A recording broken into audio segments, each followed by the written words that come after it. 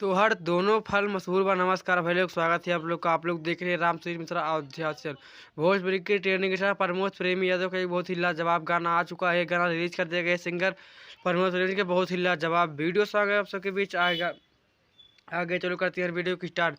Video start करने में मेरा छोटा सा रिक्वेस्ट है, हमारे चैनल को भी सब्सक्राइब नहीं किया तो हमारे चैनल को सब्सक्राइब कर लिए ऐसा भोजपुरी न्यूज़ देखने के लिए। तो सिंगर प्रमोद प्रेमी का दोनों फल बहुत ही गजब का गाना है। आप लोग टाइटल सुन के आप लोग जान रहे हैं दोनों फल बहुत ही लाजवाब का होने वाला है यार। गाना रिलीज कर देगा, आप लोग जाकर यूट्यूब पे आप लोग सर्च मारिए। गाना बहुत ही ज़बरदस्त हल्का गर्दा तो आप लोग ज़रूर ही मचाएगा। बहुत क्या है कि ये सॉन्ग बहुत ही ज़बरदस्त है यार।